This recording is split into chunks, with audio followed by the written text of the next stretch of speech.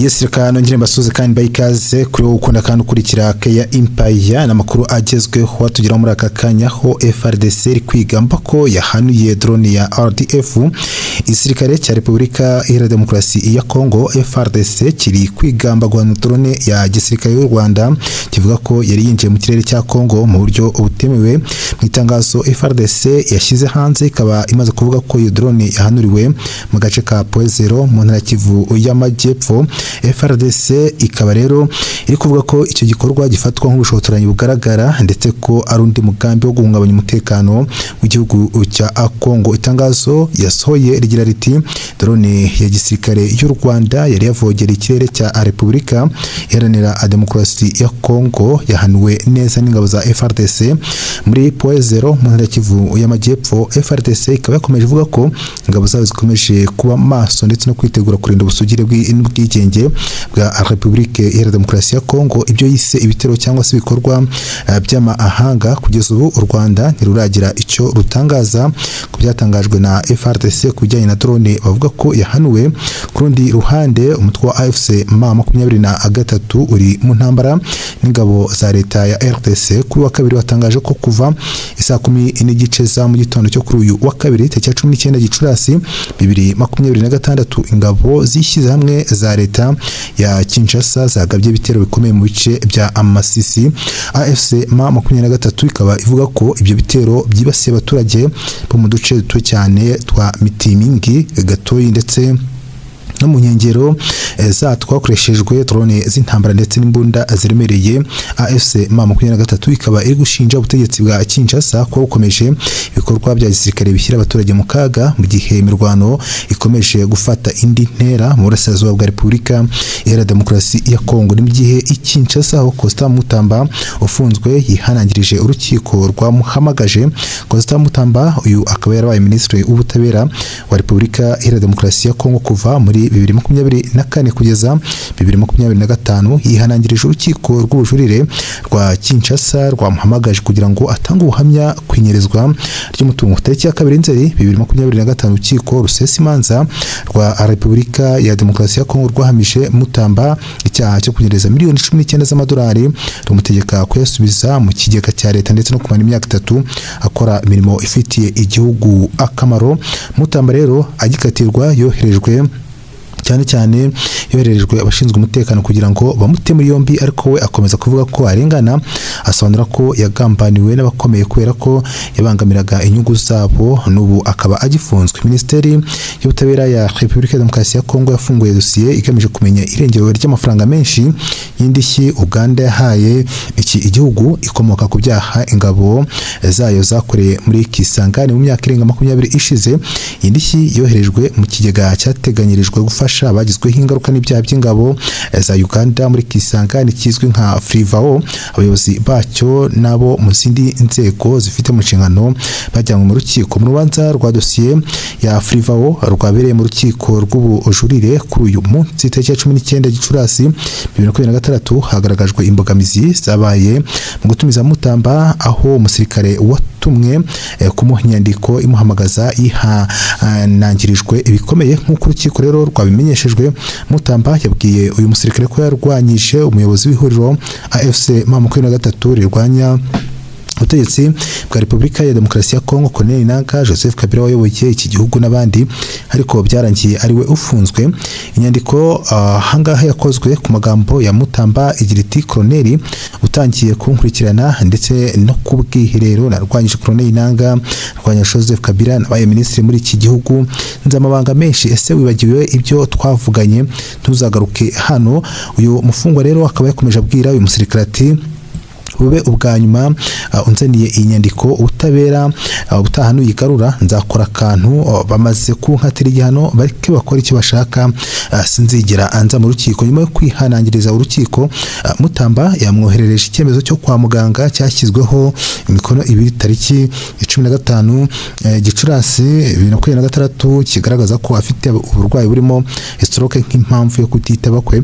Ubushinjacyaha bwamaganye icyemezo cyo kwa muganga ya Mutamba kwigamba busobanura ko n'umwana ukiri mu ntebe y'ishuri azi neza ko icyemerwa n'urukiko kiba kiriho imikono y'abaganga batatu aho kuba babiri. Tukiri Kinshasa kandi abatavuga rumwe n'ubutegetsi bakaba bashinze ihuriro rirwanya ivugururwa ry'itegeko nshinga n'abanyepolitiki batavuga rumwe n'ubutegetsi bwa Repubulika Iharanira Demokarasi ya Kongo bakaba bashinze ihuriro C64 rifite intego yo kurwanya umugambi wa Perezida Felix Tshisekedi yo kuvugurura itegeko nshinga.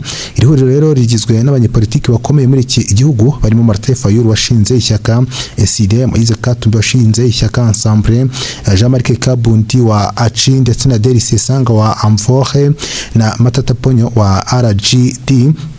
Nkuko rero C64 yashinzwe ku ya 19 bivuze kuri uyu munsi nyine Gicurasi 2026 umuhango wabereye mu mujyi wa Kinshasa nyuma ya Perezida Felix Tshisekedi wa RDC aho atangarije ko itegeko nshinga riri gusuzumwa kugira ngo harebwe niba ryavugururwa. Nibwo iri shyaka ryashinzwe Tshisekedi wari mu kiganiro n'abanyamakuru cyabereye Kinshasa ku ya 6 2026 yavuze ko adafite gahunda yo kurenza manda zigera kuri 2 yemerwa n'itegeko nshinga ariko ko abaturage nibamuha iya gatatu azabyemera. Perezida wa RDC yanavuze ko nibigera muri 2028 intambara yo mu burasirazuba bw'igihugu itarahagarara nta matora y'umukuru w'igihugu azabaho nk'uko no muri Ukraine atabaye mu gihe ikiri mu ntambara n'Uburusiya. Fayulu na bagenzi be bamaganiye kure ibyatangajwe na Tshisekedi bagaragaza ko biteguye kurwanya umugambi wo kuvugurura itegeko nshinga bivuye inyuma.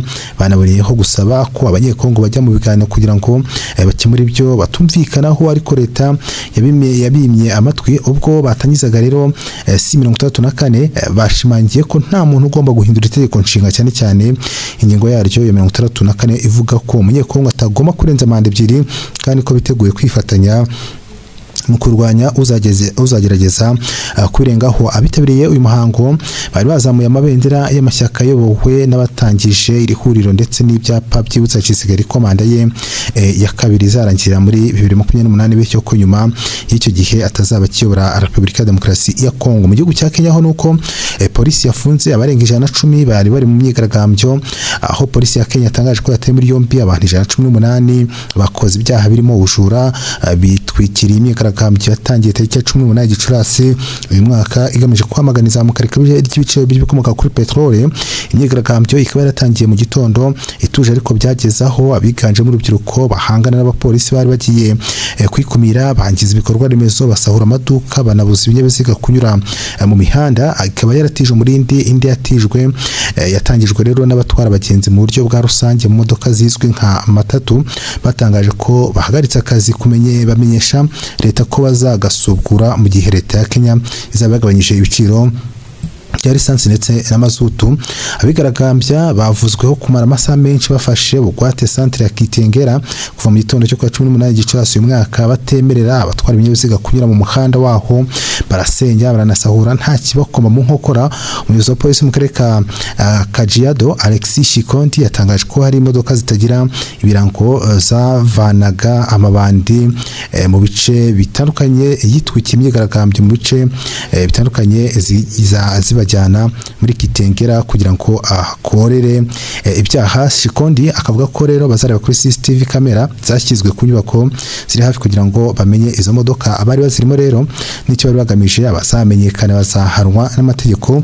Hari amakuru avuga ko ijoro ryo ku 17 Gicurasi imodoka enye za matatu zifite imyanya 14 yo kwicaraho zagaragaye muri Kitengera zipakurura abantu ahantu hijimye bigakekwa ko bari mu bakoze ubugizi bwa nabi. Polisi ya Kenya yatangaje ko mu bantu 118 batuye muri yombi bakekwaho ibikorwa bitemewe byakorewe mu myigaragambyo harimo 74 bafatiwe mu majyaruguru ya Kajiado n'abandi 44 bafatiwe muri Kitengera bakaba bazagezwa mu rukiko kugira ngo buranishwe ku byaha birimo ubujura. Shikondi agasobanura ko mu gitondo cyo ku 19 umutekano wari wamaze kugaruka muri Kitengera abashoferi bongera gukora kuko hoherejwe abashinzwe umutekano benshi ariko abakozi ba leta abo babaye baretse igihugu cya Uganda ho nuko Muhoozi afite uruhushya rwo gufunga umuntu wese muri Uganda uretse ababyeyi be. Umugaba mukuru w'ingabo za Uganda yitwa General Muhoozi Kainerugaba akaba yavuze ko binyuze muri operation yo kurwanya ruswa afite uburenganzira bwo gufunga umuntu wese muri iki gihugu uretse